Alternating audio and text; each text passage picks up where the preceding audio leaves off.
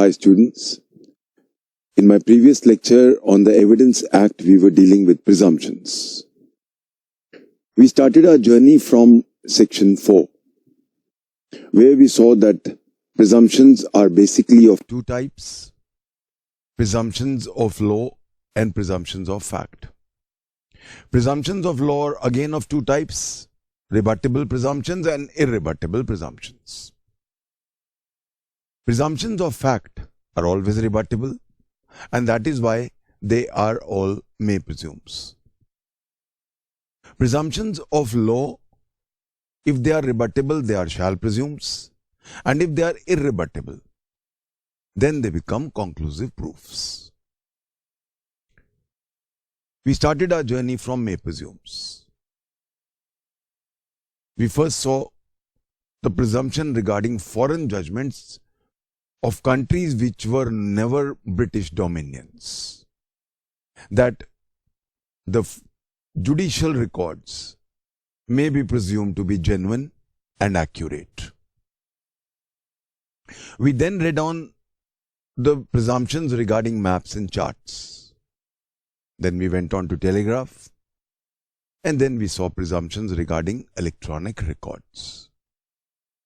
We then came on to a very important section, section 90. In section 90, we saw that a document which is 30 years or more old, the court may presume that the document's handwriting or signature, these are the only two things which come up in presumption. Please never go wrong in this.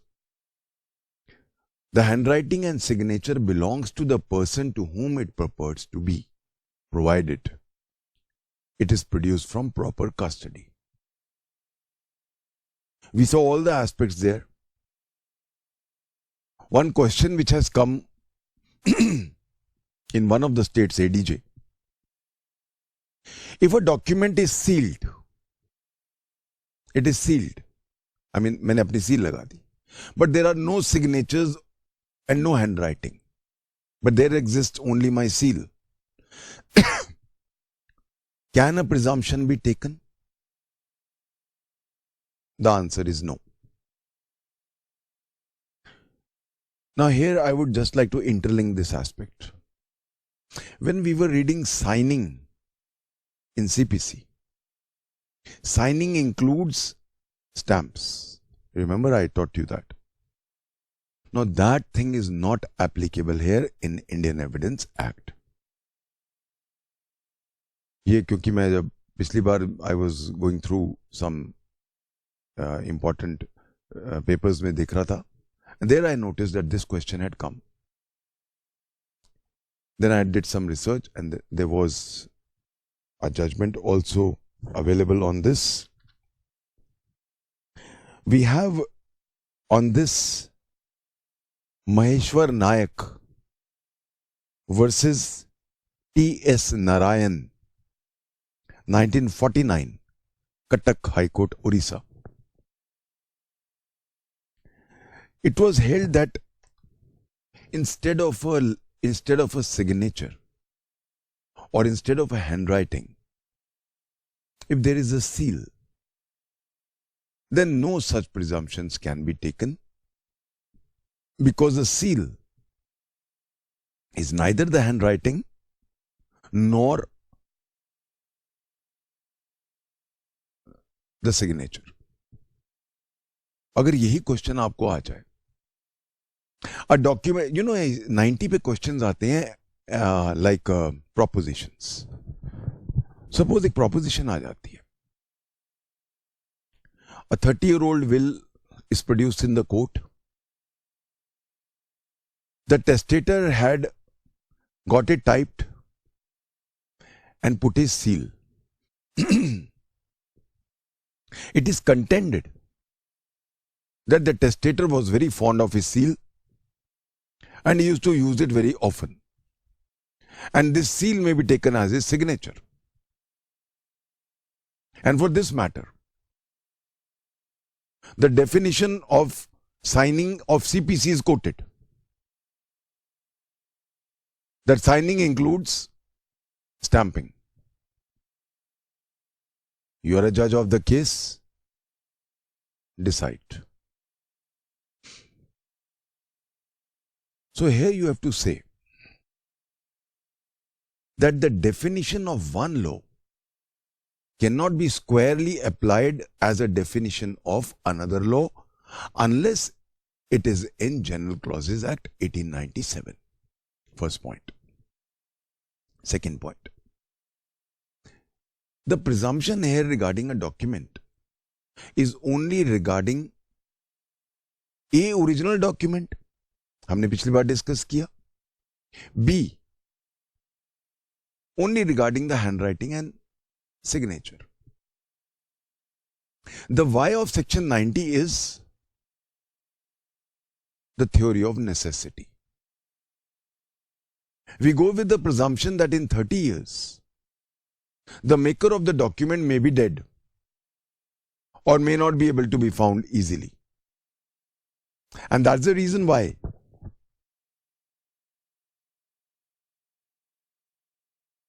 any document made by him and it is needed by today's persons who are alive today, they should not be bereft of their legal rights just because the document purports to be 30 years or more old.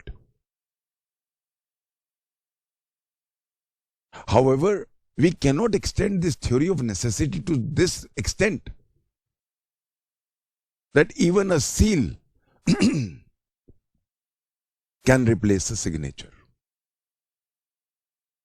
Hence, a seal cannot be taken as signature, notwithstanding the definition of signing in CPC. अब इस तरह interconnect करके लिखो. अब ऐसा आपने लिखा हो 10 नंबर का 10 मार्क्स का क्वेश्चन हो, you will easily score 9 out of 10. Okay, anyways, so I hope now everybody is clear about section 90. We discussed about section 90, that if any document is produced which purports to be 30 years old or is proved to be 30 years old and is proved from proper custody and is produced from proper custody, then the court may presume that the signature and handwriting belongs to the person to whom it purports to be.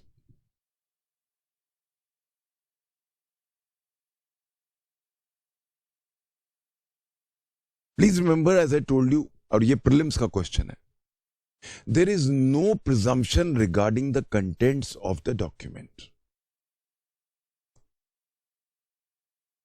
Throughout the Indian Evidence Act, presumption of contents cannot be taken. How can you presume that the contents are correct?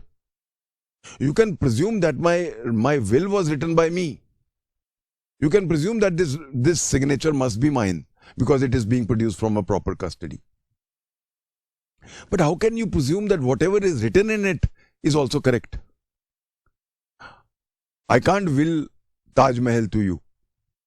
I can't will maybe Sector 17 to you. So I hope you understand all these aspects. We now go on to the next section, which is section 90A. This is also prelims. Now here we have a presumption regarding electronic records. Section 90 dealt with documents which were 30 years old or more.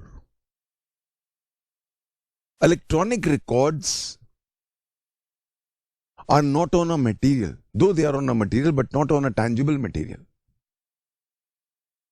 Electronic records are not on paper. These may survive. These may survive for years. अब ये में जो मेरे पुराने notes हैं, ये शायद 10 साल पुराने हैं, तब ये पेपर फट रहा है. 10 साल से हैं. इलेक्ट्रॉनिक रिकॉर्ड्स का प्रॉब्लम ये होता है कि बड़ी जल्दी वाइप आउट हो सकता है. करप्ट हो गई, फाइल करप्ट हो गई, डिलीट हो गई. There are many aspects. That is why we do not take a presumption of 30 years in electronic records. Here we take a presumption of 5 years. That is why I told you this is a question which comes in prelims. So let's see, what does it say? Section 90A. Where an electronic record purporting or proved to be 5 years.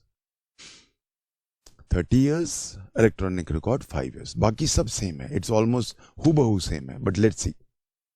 Wherein an electronic record purporting or proved to be 5 years old is produced from any custody which the court in the particular case considers proper. Same, ditto, proper custody. The court may presume that the electronic signature which purports to be the electronic signature of any particular person was so affixed by him or any person authorized by him in this behalf. So here, where an electronic record is basically what we call e-record. E-record is any document which is made electronically through electrical waves, electromagnetic waves. When I will come to section 85 presumptions mein aayenge, there I will discuss this whole electronic law in detail. This is not the right time to discuss. I will discuss in a few lectures.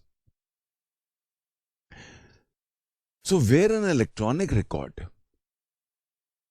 Now the question is that we believe that 5 years sustenance. अब आप सोचो, आपके पास कोई अपना आपके mobile में any record is being saved.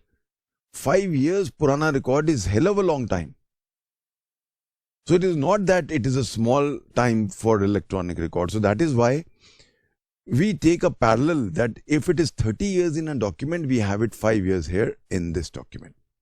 So electronic record which purports or proved to be 5 years old is produced from any custody which the court in this particular case considers proper. Considers proper. It may be in the custody of my lawyer. It may be in the custody of my servant. It may be in the custody of my neighbor. Anybody. How is electronic record in custody? How do we say in custody? My phone is with me. So how do I say that the electronic record is in custody? Does that mean that if the electronic record happens to be on my laptop, then the laptop is in his custody? Or do I say that the phone, if it was on my phone, then the phone was with my servant? No. Electronic record is that record which is produced maybe by a laptop or a mobile phone, whichever. I can save these files. I can zip them, and now I can save them with a person. And I've written a letter that in case I die, this electronic record should be saved with you. In that case, please produce this record. So it is definitely proper custody. So that is why, please remember, when I say electronic record, it becomes quite different from what we call a paper. Paper, as I said, is tangible. E-record is basically a record which may be saved as files. So I hope you have understood this very important aspect here when we read section 90A. So where an electronic record purporting or proved to be 5 years old is produced from any custody which the court in the particular case considers proper, the court may presume. It is the court's prerogative to presume or not to presume. May presume that the electronic signature which purports to be the electronic signature of any particular person was so affixed by him. I'll just give a small reference to electronic signature. The electronic signature all has been defined in the IT Act 2000. Electronic signature is a genus. Digital signature is a species. I'll discuss this when we come to section 85 ABC. That is the right time when I will discuss this. For today's purpose, it is enough that electronic signature is any data which I have sent from a confirmed source. My mobile phone is registered in my name. The SIM card, it is registered in my name. I've given my proof, my identity proof to the person, and then only they have reaffirmed it, they have called back, they have rechecked whether I'm the same person, and after they have confirmed my identity, they have given me this number. So when I'm sending anything from this number, मेरे mobile से अगर मैं कुछ भी भेज रहा हूं, that is the electronic signature of this phone. Ostensibly, it is being sent from my own phone. So that is why I may presume that this electronic signature belongs to the person to whom it purports to be, or was so affixed, it was so affixed, and so this electronic signature was so affixed by the person who purports कि मैंने ही लिखा है. So suppose I have written a will. I've written a will electronically on my laptop, and now I have sent it to my lawyer. I have written a forwarding note that I am writing my will. You are my most trustworthy person. I am keeping this will safe with you. It's proper custody. So this electronic signature of mine is affixed by me. It is in the proper custody of my lawyer or by any person authorized by him in this behalf. I'm not an educated person. I have requested my lawyer to please draft my will, read it out to me, and finalize it. I approve it. So even that is allowed. That is what concerns the second part. I hope everybody is clear about section 90A. We have an explanation. The explanation is the same. Electronic records are said to be in proper custody. What is proper custody of an electronic record? So proper custody applies to three sections. Section 90, 90A and section 81A. तीन जगह proper custody का word आया है, तीनों में एक ही, the connotation is the same. Explanation: electronic records are said to be in proper custody if they are in the place in which and under the care of the person with whom they naturally be. Same thing, we have studied it. But no custody is improper if it is proved to have a legitimate origin or the circumstances of the particular case are such as to render such origin probable. It is ditto the same. The explanation also applies to section 81A. So proper custody has same connotation in four sections. Section 90 read with section 81. Section 90A electronic records, section 81A electronic records. So I hope now everybody is clear about the presumption which we have in section 90 and 90A. We now go on to the next may presume. The next may presume is section 113A.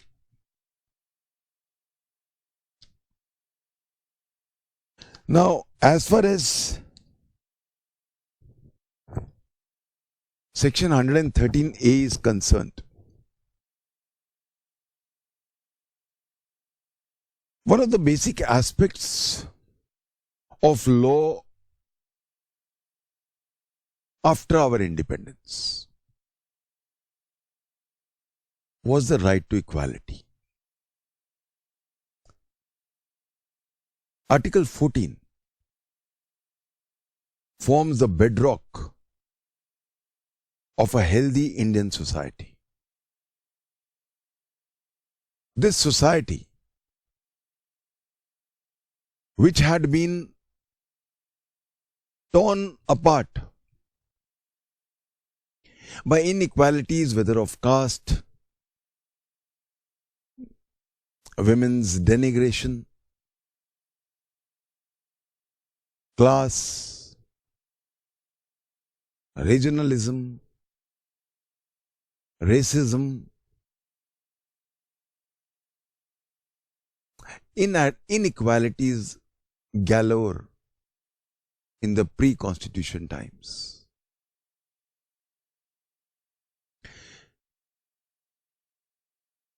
When the constitution was being framed, the dire need of the hour was to frame such a constitution that the Indian society, Indian polity, Indian fabric, which was soiled, very badly by obnoxious spots of inequalities. This soiled Indian fabric had to be cleansed.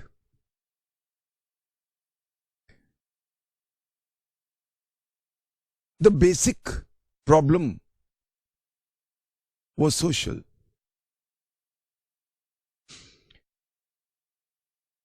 Indian society over the years had gathered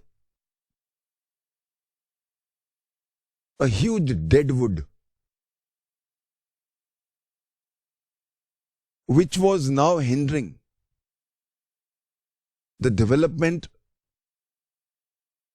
of a robust, healthy offshoots from an otherwise ancient tree.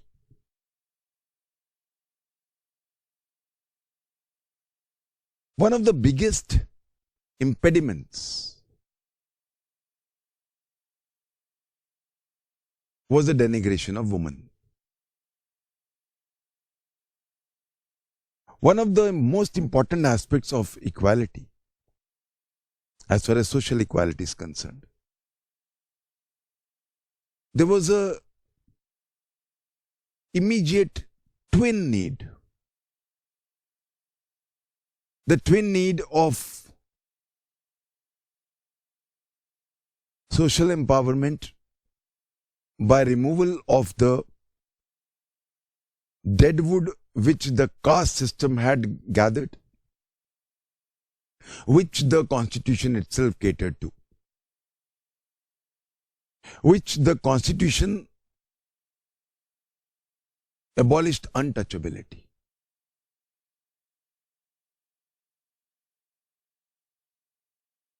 But one very, very important aspect of the other type of inequality was the inequality regarding women.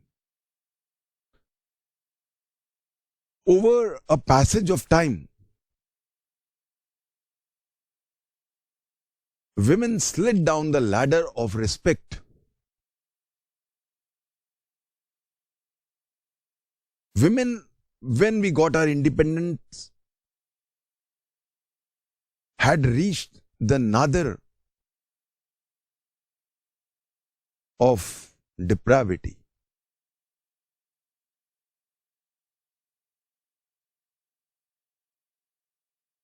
Without women empowerment, a healthy society is impossible.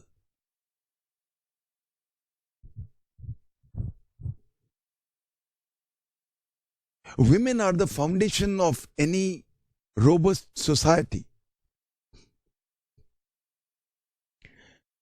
Napoleon had said, "Give me good mothers and I'll give you a good nation." Unfortunately, Though we started off in the earlier Vedic age, we started off with a robust role of a woman. But then, as I said, over the years, women were reduced to spoils of a war. And slowly, there was a vicious circle by which women were sucked into a vortex of oblivion. It was left to the legislature to improve the status of women. For this purpose, there had to be a change right from the legislature. And that is why one of the most important aspects of women empowerment was empowerment by legislature. Article 15, Clause 3. Article 15, specifically. No discrimination against sex. Article 15, Clause 3. Any laws can be made in favor of women, even if they are ostensibly against the right to equality.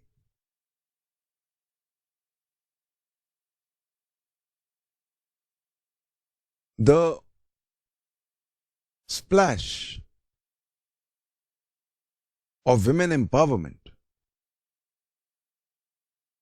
became evident in a plethora of laws which came up, or a catena of amendments which came up, whether it was IPC, whether it was CRPC, or whether it is Indian Evidence Act.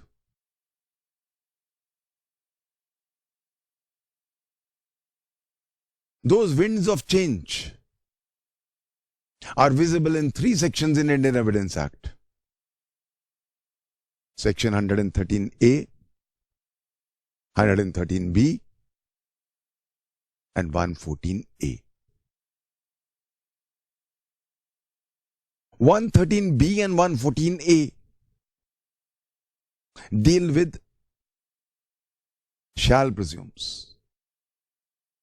They are presumptions which a court has to take, shall take. 113A deals with may presume. The legislative intent of section 113A and B was laid down by the Honorable Supreme Court. State of Punjab versus Iqbal Singh, 1991, Supreme Court. The legislative intent is clear in these 2 sections. Women empowerment and curbing the menace of dowry deaths with a firm hand, with an iron hand.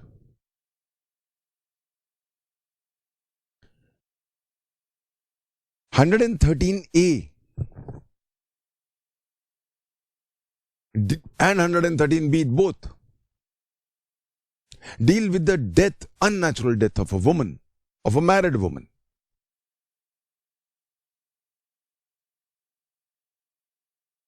Marriage is not supposed to be a gateway to hell.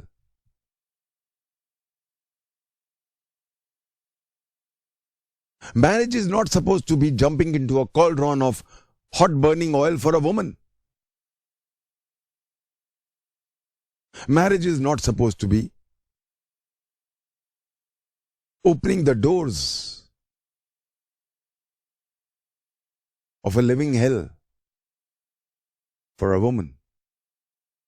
So much so that she is forced to end her life. in case she is forced to end her life, the perpetrators of those acts which forced her to take that extreme, obnoxious step must not let be gone unpunished.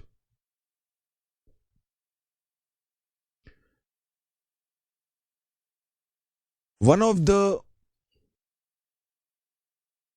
most abhorrible, one of the most detestable aspects of marriage is dowry.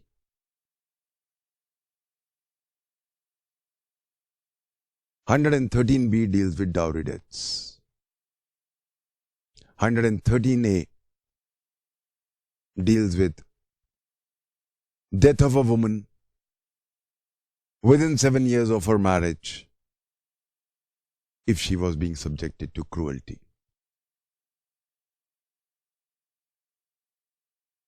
Section 113A is may presume. Section 113B deals with dowry. It's a meanness which the legislature wants to curb. Hence, public policy demands that there must be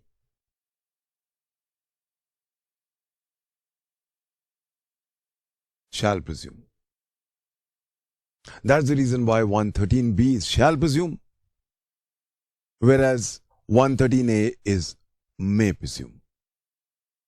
Let's go to section 113A. 113A. When the question is whether the commission of a suicide by a woman had been abetted by her husband or any relative of her husband. First part, when the question to be determined is whether the suicide of a woman, that means section 113A when applies when there is a suicide by a woman. So the first aspect is, the first thing which will have to be established is in 113A that the woman committed suicide. So if there is no suicide, naturally no presumption shall arise. On this, I have Suresh Raghunath versus State of Maharashtra, 1992, Bombay.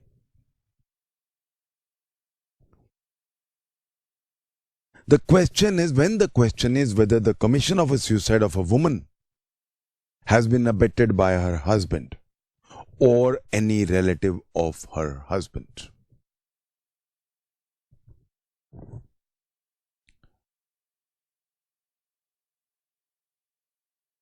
Suicides are never normal. Suicides always have presumptions. The first presumption is any person who has committed suicide has been under an extreme mental trauma. The person has been under such distress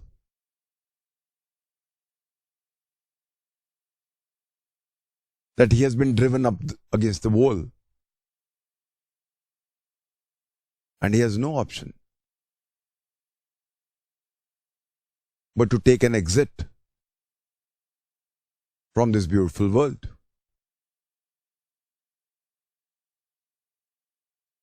There can be many reasons for this mental distress. But if this reason happens to be the husband or his relatives, then. Exactly that word. Now, what do we mean by relatives? When I'll come to section 498A in IPC, we'll be dealing with this with appropriate Supreme Court judgments. Relatives, basically, generally speaking, by law, have three connotations. Whenever I say a relative, in law, I mean relative by blood, related by marriage, or related by adoption. Three connotations of relatives are there in law.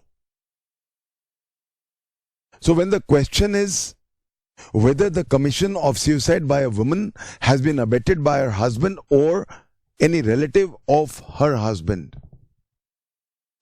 Interestingly, as I said, relative of her husband, and relatives can be by marriage. So where a husband was having an affair with the sister of the wife,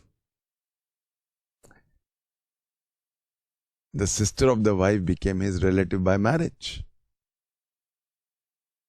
She committed suicide because her sister, who was having an affair with her husband, was meting out cruelty on her. Cruelties can be many types. And she commits suicide. It will be covered here.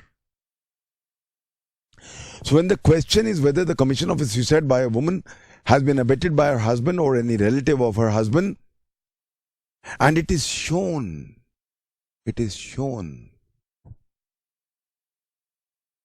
Shown is different from proved. Shown means that it is just a prima facie evidence. Proved is, of course, proved. So when it is merely shown, I will use this word. So whenever the word, many times the word shown is used in Indian Evidence Act, shown always connotes, as I said, prima facie evidence. And it is shown that she had committed suicide within a period of 7 years from the date of her marriage. I don't even have to prove it. I merely have to give a prima facie evidence that 7 years of her marriage had not been completed. And that her husband or such relative of her husband had subjected her to cruelty. This husband or any of his relatives, which is now being discussed here, has meted out cruelty on this woman, on this wife.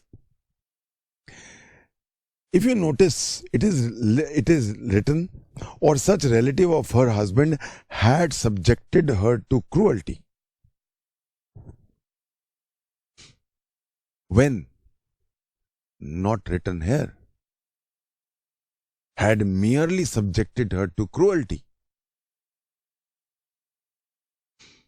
Cruelty is something which we cannot define. Though a semblance of a definition comes up in section 498A IPC.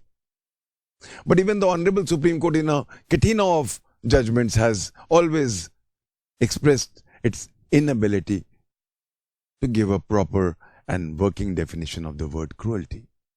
Cruelty is a very wide subject. When we come to IPC, we'll be dealing with it in great detail. So, the point is that she had not completed her 7 years of marriage, and secondly, that her husband or such relative of her husband had subjected her to cruelty, unlike section 304B and unlike section 113B. If you go to section 113B, the word is had been subjected to cruelty soon before her death. Soon before her death is missing here in section 113A. So that means all I have to prove is that the wife was married for less than 5 years. Firstly, I have to prove that there was a suicide. Secondly, I have to prove that the marriage was less than 7 years. And thirdly, I have to prove that the husband or this concerned relative had meted out cruelty on this wife who has committed suicide. Then, having regard to all the other circumstances of the case, this is the line of defense. Merely this was not enough. Merely 7 years or cruelty was not enough. Having regard to all the other circumstances of the case. Cruelty is something which, as I said, is very difficult to define. And the normal quarrels in a marriage are considered as given by the Supreme Court as a normal wear tear of married life. Normal quarrels are not cruelties. Cruelties is something more. Normal quarrels, they are just skimming the surface. They never go deep. Cruelty goes deep down. Cruelty goes into the psyche and refuses to come out. Cruelty is that act which leaves an indelible scar on your mind.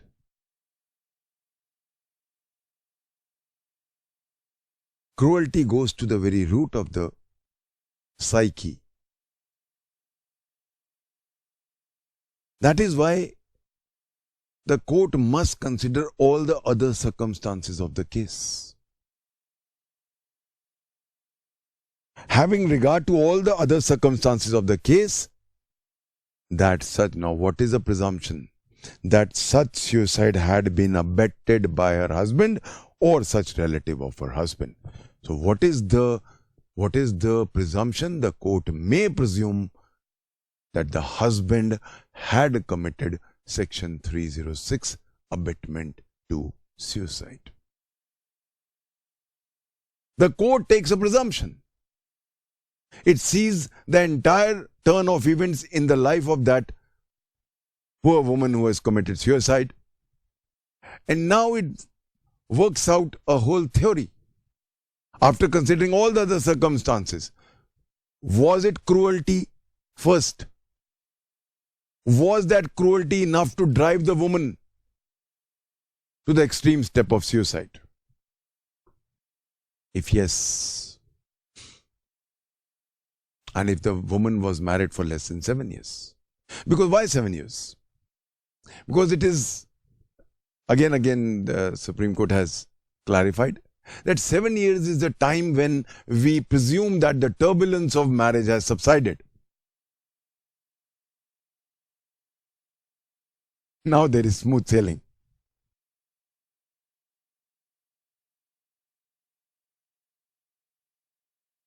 That is why, if it is 7 years, less than 7 years, and cruelty was meted out. Now, what exactly is that cruelty is a question of fact. We cannot generalize what is cruelty. What is cruelty for you may not be cruelty for me. It depends on the sensitivity of a person, the status of a person, the education of a person, the economic standard of a person. 1,000 things it depends upon. And that's the reason why, having regard to all the circumstances of the case, the court may or may not presume that the husband or the concerned relative has abetted suicide. Explanation. For the purposes of this section, cruelty shall have the same meaning as Section 498A of IPC.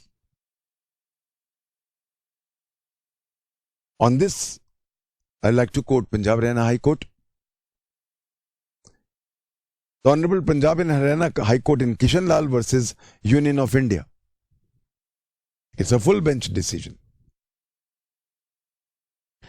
Having regard to all the other circumstances को discuss किया है. Having regard to all the other circumstances of the case, and I now quote, gives wide powers to the court to appraise evidence and come to the conclusion whether there was some extraneous cause for a woman to commit suicide. Again, Punjab, Haryana. Amarjeet Singh versus State of Punjab, 1989, Punjab, Haryana High Court. Where a husband has a habit of drinking, which is very common in Punjab, even Haryana.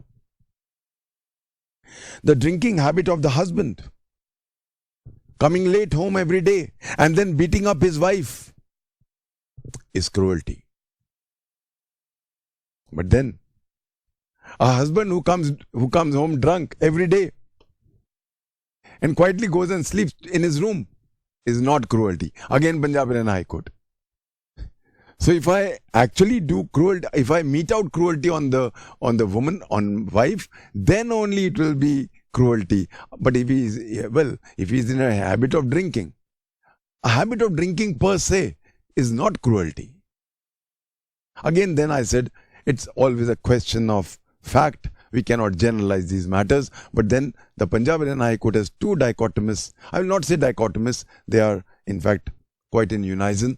One of the judgments says that where he's in a drinking habit and then he comes home and beats his wife or ill-treats his wife very badly, that's cruelty. But where he's in a drinking habit and he comes home and quietly, sheepishly sleeps away, it cannot be termed as cruelty. The second judgment, where mere drinking habit cannot amount to cruelty, this was again Punjab Haryana. This is Jagdish Chandar versus State of Haryana, 1988, Supreme Court.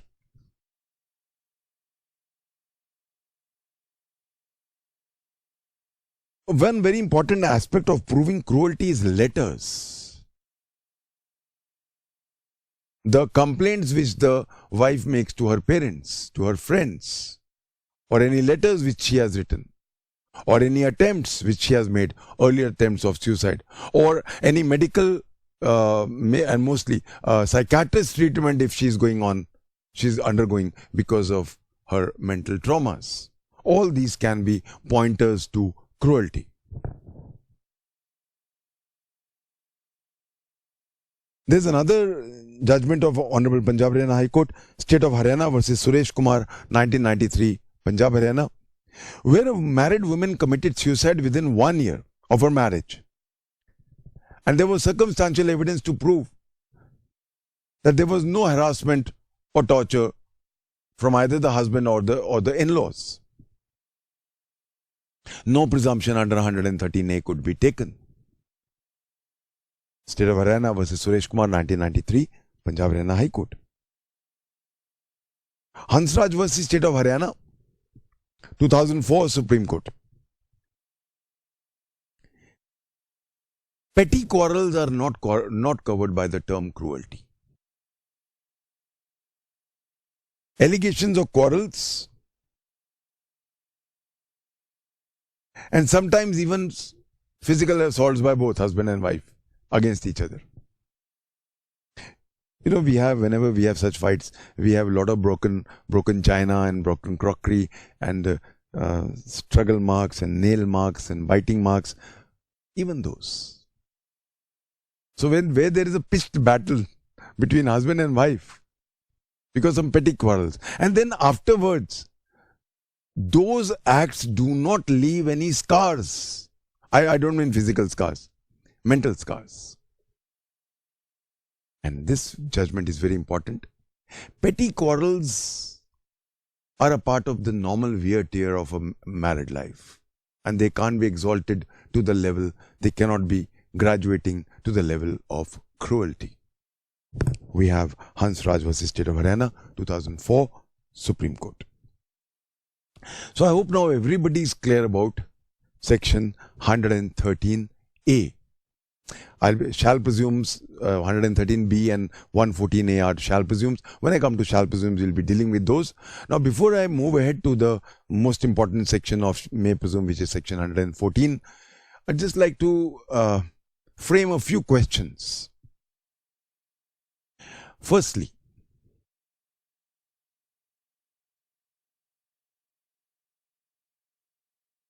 I would like to frame a question on maybe 3 marks question.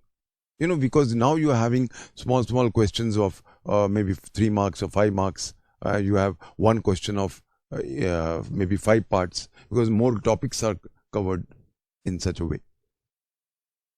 So we can have a small question. Firstly,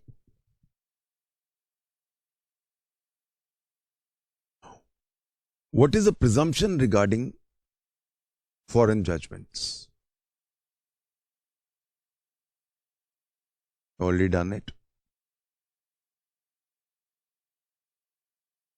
Next.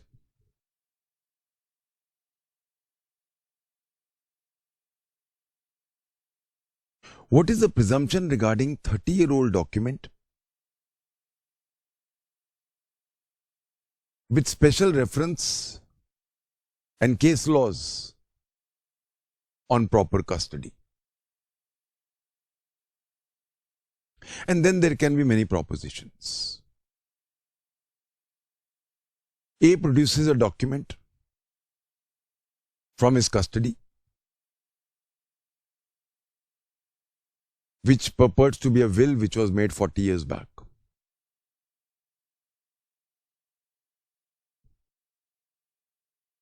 The will is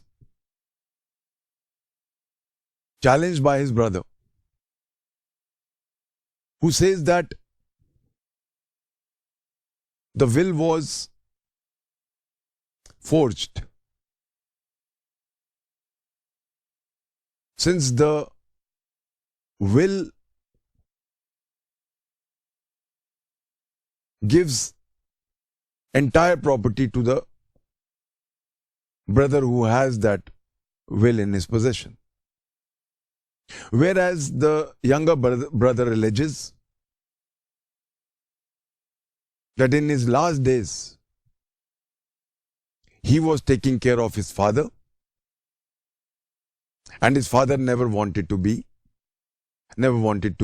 give anything to the elder brother. The will is produced before you as a judge. Decide the case. Now here you have to say, now this is इस तरह के questions आएंगे. You say no doubt presumption arises because of the 30 year, because of section 90. But then, how come when the father was living with the brother, with the younger brother, for the last 3-4 years before his death, how come he did not give anything to his younger brother? It raises suspicion. And since the brother is now already leveling an allegation of forgery,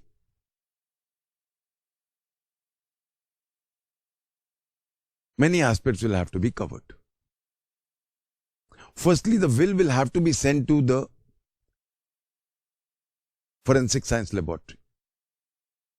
The signatures will have to be now sent for comparison. After that, the age of the paper, the date on the will, all these will have to be taken into consideration. Since the allegation of the younger brother does give rise to a suspicion, especially by the fact that since the father was living with the younger brother for the last 3-4 years of his life, the will may not be taken as a foolproof production from a proper custody. There are chances that it could have been forged. Even if we go with the presumption that the signature is proved, but the younger brother's contentions do carry weight. In my humble opinion, the court should refrain from taking any presumption and ask the will to be proved by cogent evidences. इस तरह के आप उस you have to think like a judge. तो इस तरह के propositions आ सकते हैं, कुछ भी आ सकता है. Another question which can come is section 100 or rather I'll frame it other way.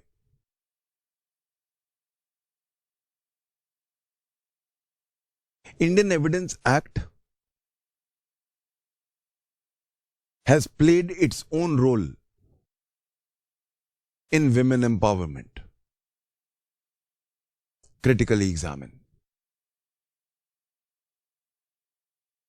Second question. Indian Evidence Act has given a leverage to women, to married women, against cruelty. Discuss with relevant sections of Indian Evidence Act. Refer to any case laws. I hope everybody is clear on section 113A. 113B और 114A करने के बाद फिर हम वापस और frame करेंगे इस पे questions.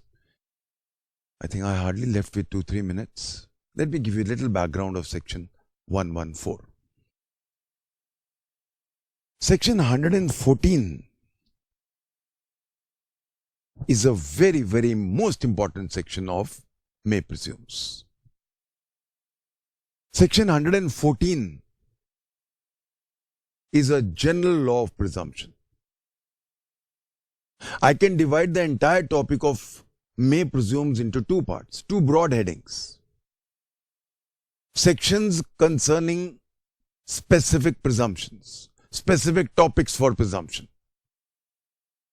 हमने देखा कि जितने हमारे पास थे sections, foreign judgments, maps, telegraph, 30-year-old document, married woman cruelty, all were specific on certain matters. 114 is the only general section where the court may presume on any matter. Let's go through the bare act because 114 takes me a lot of time. First, let's go to the bare act language. Section 114. The court may presume the existence of any fact which it thinks likely to have happened. Regard being had to the common course of natural events. Any presumption on a common course of natural events. Human conduct, B, and C, any private or public business. Three main heads which cover almost the entire gamut of life. What are these three heads? A, the common course. This is the most important. Anything which will happen in a common course of natural events. Second, any presumption regarding human conduct. And third, any presumption regarding public business or private business. This is one section which now empowers the court to take any presumption regarding any matter. Because almost anything and everything is covered by these three major headings: common course of natural events, human conduct, public and private business. We'll take it up from here in the next lecture. We run out of time. Thank you. God bless.